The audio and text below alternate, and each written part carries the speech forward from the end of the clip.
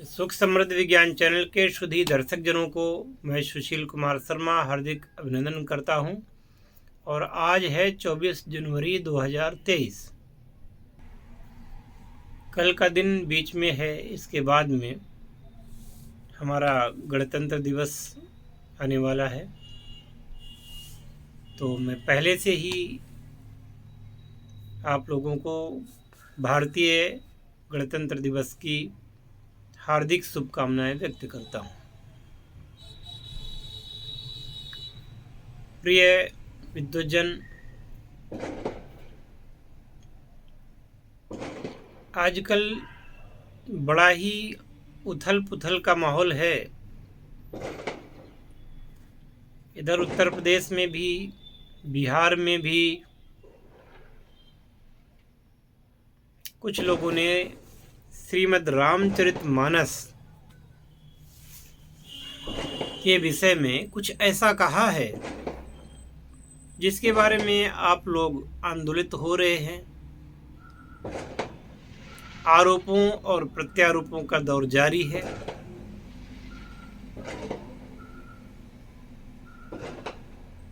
उत्तर प्रदेश के एक नेता हैं स्वामी प्रसाद मौर्य। यद्यपि सुख समृद्ध विज्ञान चैनल का कोई राजनीतिक पहलू नहीं है, परंतु चूंकि इन सब बातों का हमारे आपके जीवन में बहुत ही गहरा प्रभाव पड़ता है, और चूंकि बात धर्म के ऊपर है तो उसको बता देना श्रेयस्कर होगा, इसलिए मैं ये वीडियो बना रहा हूँ। कुछ दिन पहले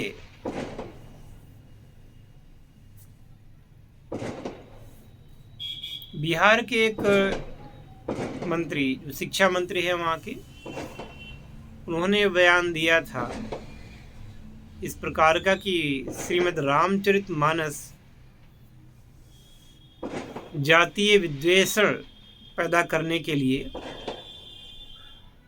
उसमें उल्लेख है।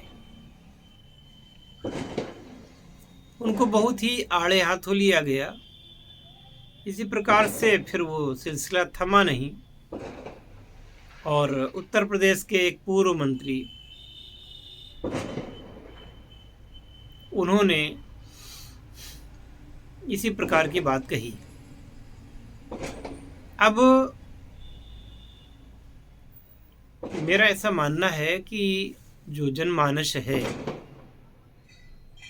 जय श्री राम तो बोलता है, रामायण नहीं पढ़ता। कितने लोग रामचरितमानस को पढ़ते हैं, या कितने लोग वाल्मीकि रामायण को पढ़ते हैं?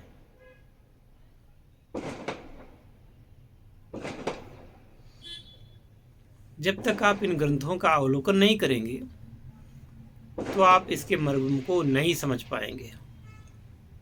तो मैं थोड़ा सा आप लोगों को इसमें बताने जा रहा हूँ, आप लोग समझिए।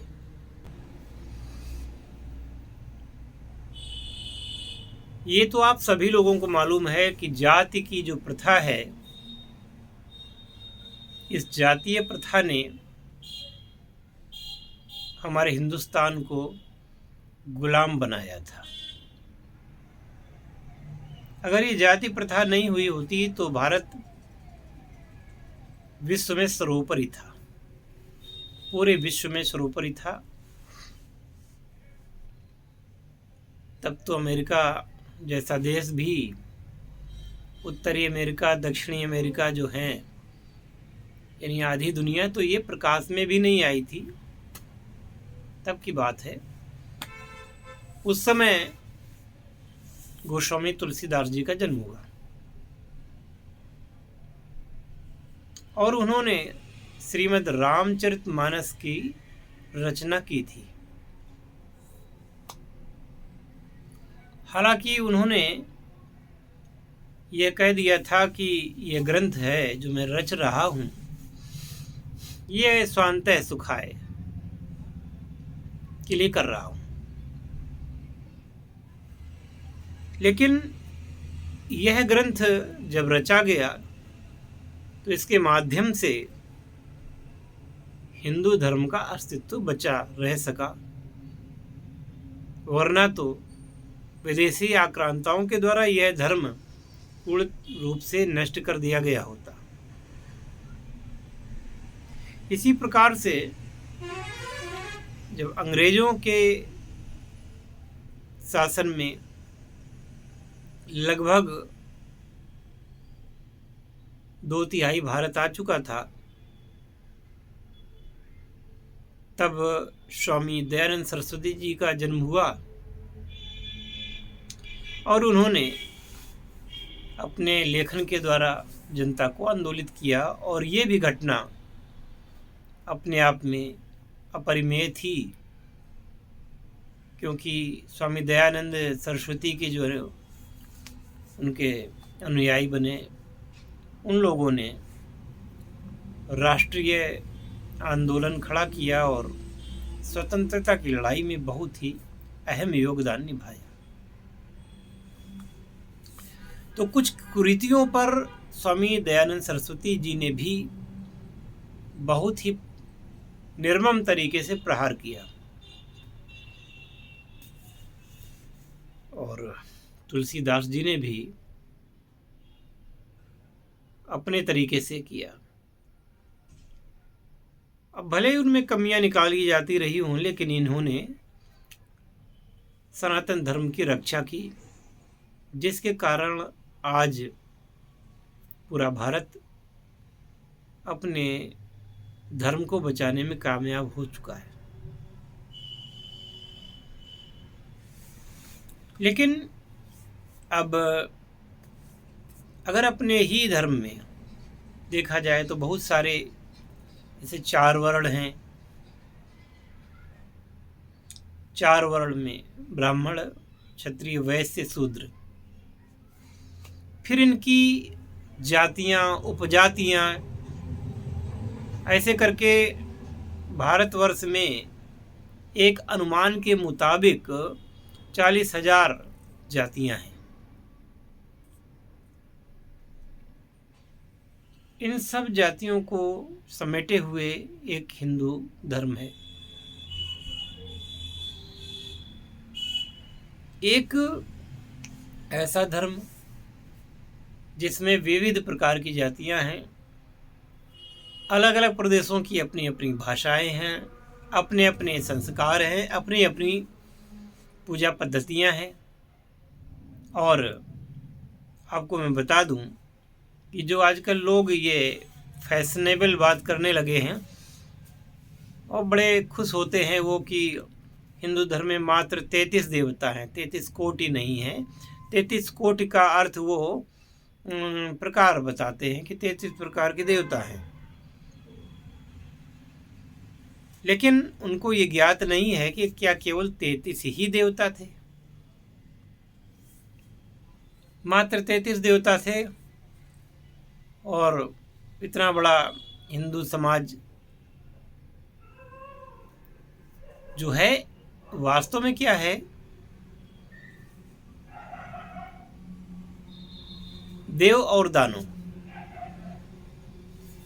2 ही मुख्य जातियां थी उस समय। और ये देव और दानव ये दोनों ही एक दादी दादा, एक नानी नाना की और एक पिता और सगी बहनों की संतानें हैं। यानी कि नानी नाना के वंश का वही खून है, दादी दादा का भी वही खून है, उनसे उनके पिता और माता उत्पन्न हुए, उनके वो बच्चे हैं। कुछ दैत्य बने, कुछ दानव बने।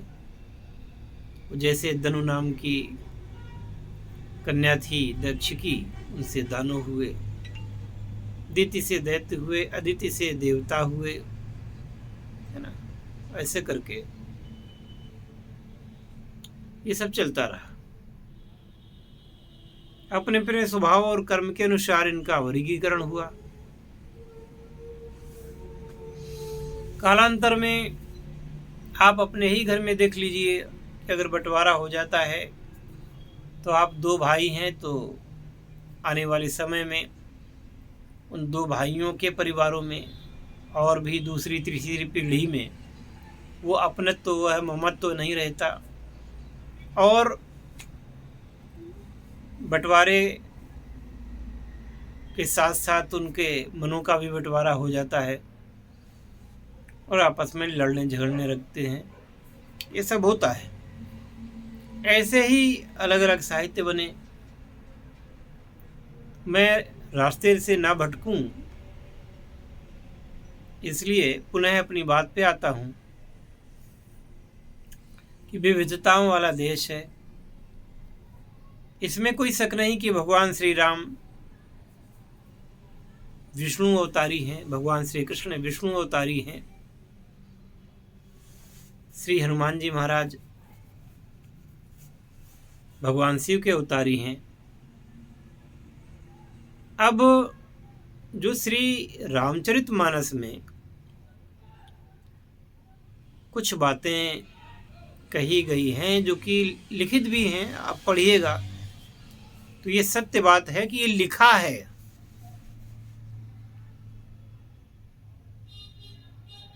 ये उत्तम जो नीच कुल में किसी व्यक्ति को अगर विद्या दान की जाए तो वो अच्छा नहीं बनता, नीच ही बनता है। तो अब आप ये देखिए कि बहुत सारे ऐसे लोग हैं जो शिक्षित हो गए, परंतु उनके वंश में, उनके खानदान में जो कमियां थीं वो आज भी मौजूद हैं। एक और बात, जो कोई शिक्षा है अगर अच्छे व्यक्ति को मिलेगी तो वो अच्छा काम करेगा, और वो शिक्षा अगर गलत व्यक्ति को मिलेगी, गलत संस्कारों के व्यक्ति को मिलेगी, तो वो निश्चित तौर पर बुरा ही काम करेगा। अब इसमें कुछ जातियों का नाम लेकर के ऐसा अर्थ लगाते हैं लोग, लेकिन ऐसा नहीं। नीच या अधम का मतलब उसके कर्मों से है। अब अधम व्यक्ति को अगर शिक्षा दी जाएगी तो वो गलत काम ही करेगा, अच्छा नहीं करेगा। बस ऐसे समझ लो जैसे कि कहा जाता है कि एक बड़ी मेहनत करके पायलट बनता है और हवाई जहाज उड़ाता है, और दूसरा व्यक्ति शिक्षित बन करके वो हवाई जहाज को उड़ा देता है। अर्थ दो है, बात एक ही है। एक हवाई जहाज को उड़ाता है और एक हवाई जहाज को बम से उड़ा देता है। तो ये शिक्षा का दोष नहीं है, दोष उनके संस्कारों का है। अब रामायण में ये भी रामचरितमानस में लिखा है कि जे वर्णाधम तेल कुम्हारा, और उसमें और भी है, सुपच किरात कोल कलवारा, है ना। वो ऐसी जातियों को अधम बता दिया गया है, ये जन्म से ही नीच हैं, शूद्र हैं। लेकिन आपको पता होना चाहिए कि रामचरितमानस जो गोस्वामी तुलसीदास जी ने जिसकी रचना की थी, उसका केवल आप देखिए उसमें लिखा हुआ है, उसमें केवल अयोध्या कांड मूल है तुलसीदास कृत। बाकी का जो पूरी रामचरितमानस है वो बाद के लोगों ने लिखी। तो अब इसमें गोस्वामी तुलसीदास जी को दोष देना कहाँ तक न्याय संगत होगा।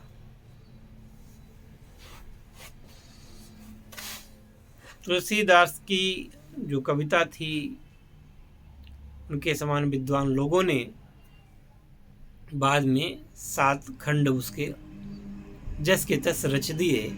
वो तुलसीदास जी कृत नहीं है, उनकी वो पुस्तिका जो थी पांडुलिपि वो तो खो गई थी, और बाद में मिली भी तो क्षतिग्रस्त अवस्था में मिली।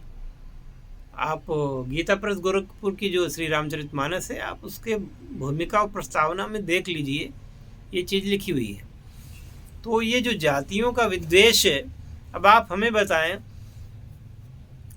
कि जिस कवि ने, जिस संत ने भगवान श्री राम का साक्षात्कार किया हो, प्रभु हनुमान जी का साक्षात्कार किया हो, है ना, वो कवि क्या, और गुलाम भारत में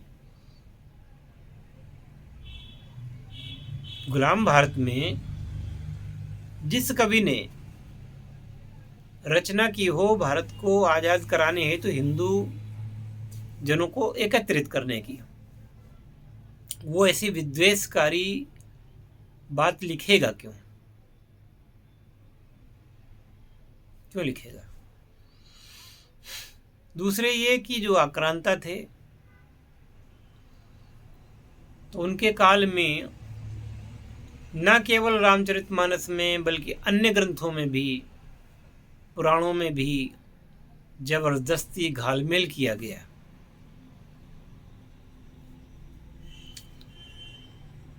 जबरदस्ती उल्टी सीधी बातें लिखी गई। क्या आप लोग ये नहीं जानते? अब ये नेतागण जिन लोगों का राजनीतिक आधार खिसक रहा है, वह लोग अपने आप को प्रचारित करने हेतु, लोगों की नज़रों में आने हेतु और कुछ जातियों को इस प्रकार से बरगला करके अपना उल्लू सीधा करना चाहते हैं। ये बात भी हम लोगों को समझनी पड़ेगी।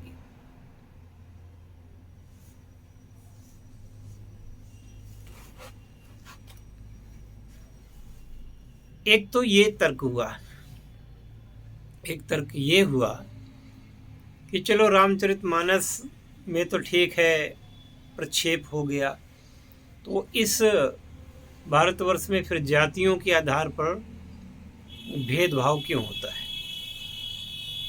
तो इस समाज के जो झंडावरदार थे, जो कि अपने आप को उच्च जाति का समझते थे, ये कड़वा सच है कि उन्होंने अन्य जातियों को हेय समझा, अन्य जातियों पर शासन करने की सोची, उनके मानसिक स्तर को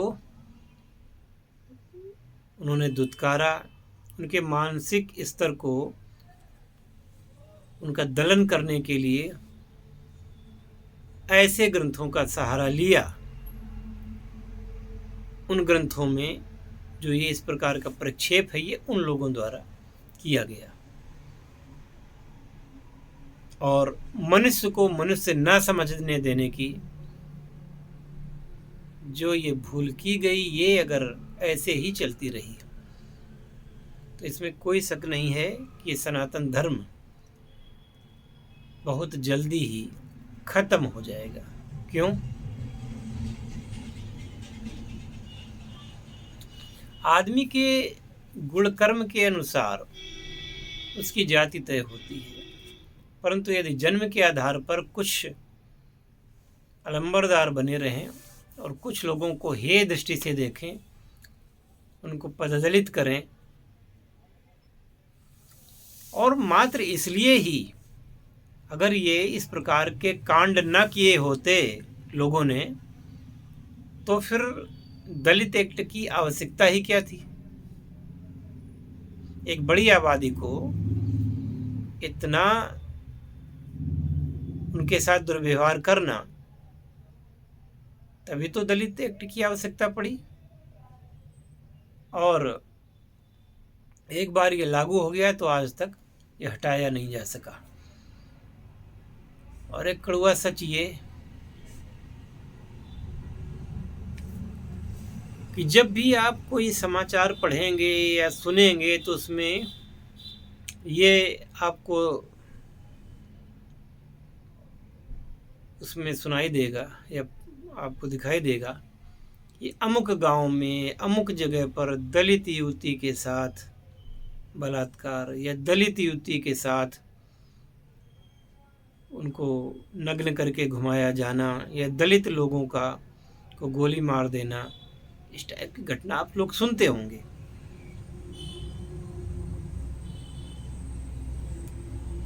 कहीं भी आपको ये घटना कभी नहीं सुनी होगी आपने कि दलित व्यक्ति ने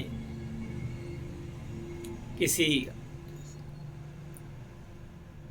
हाई कास्ट कहे जाने वाले लोगों को मारा हो या उनकी बहू बेटियों के साथ इस प्रकार का दुर्व्यवहार किया हो। वो चूंकि आज भी शिक्षा में और आज भी वो लोग धन संपत्ति के मामले में कमजोर हैं। हाँ, उनमें से बहुत से लोग करोड़पति हो गए हैं, लेकिन सबके सब नहीं। अब इसी से आप अंदाजा लगा सकते हैं कि जब कंट्रोल पर गेहूं और चावल बढ़ रहा है, आप अंदाजा लगा सकते हैं अगर वो संपन्न हो तो क्यों लें, क्या आवश्यकता है।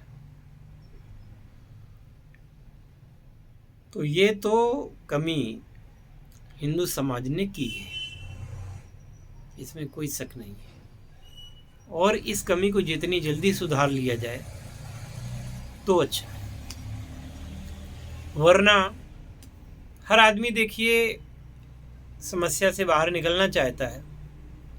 अब इन लोगों को प्रलोभन दे दे करके कहीं तो मुस्लिम बना दिया गया, कहीं इनको ईसाई बना दिया गया, कहीं जो नया एक संप्रदाय चालू हो रहा है नवबौद्धों का, उसमें चले गए। तो ये सबके सब केवल और केवल विषममन किया करते हैं। केवल ये लोग जहर उगलते हैं। क्यों? क्योंकि उनके पुरखों के साथ उनके साथ ऐसा हुआ है, और ये कड़वी सच्चाई है।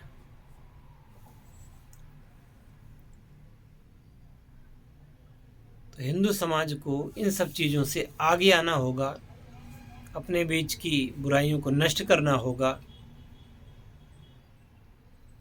और केवल हम अगड़े हैं, तुम पिछड़े हो, तुम दलित हो, तुम शूद्र हो, इस प्रकार की बातें कर करके पार्टीबंदी हो सकती है, वोट घसीटे जा सकते हैं, सब कुछ हो सकता है, लेकिन फिर ये भारत राष्ट्र की रक्षा नहीं हो सकती।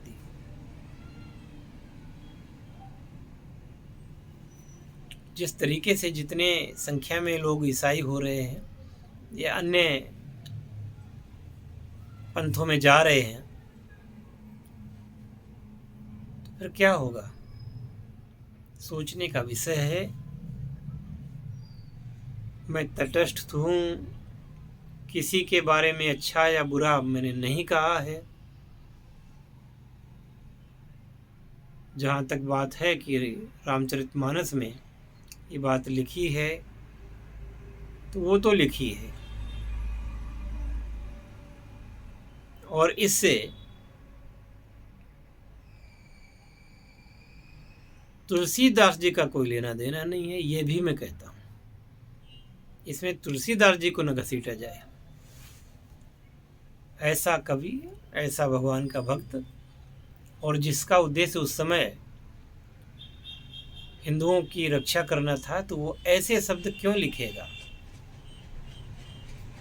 तो आपके सुझावों का, आपके कमेंट का मैं स्वागत करूंगा। और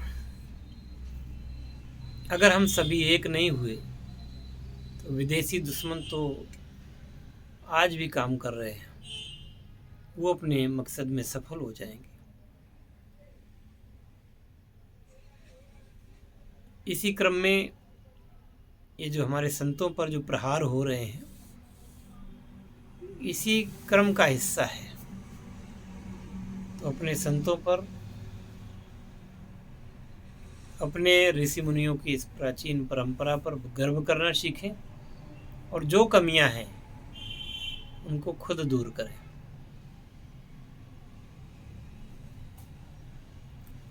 भगवान ने किसी को ऊंचा या नीचा बना करके नहीं भेजा है। हाँ, कुसंगति से जरूर लोग उच्च या नीच हो सकते हैं। सुसंगति पा करके वही उच्च हो जाते हैं, कुसंगति पा करके वही नीच हो सकते हैं। और आप लोग तो बहुत ही समझदार हैं, आप लोगों को क्या कहूँ, बहुत ही इसीलिए मैं अपने दर्शकों को शुद्धि कहता हूँ। जिनकी बुद्धि अच्छी है वो शुद्धि है। धी माने बुद्धि होता है। तो शुद्धि दर्शक गण मनन करेंगे, और यदि वो भी कोई गलतियां कर रहे हों तो कृपया वो गलतियां बंद करें। हरिओम तत्सत। जय शिव शंकर, जय भोलेनाथ, हर हर महादेव, जय श्री राम।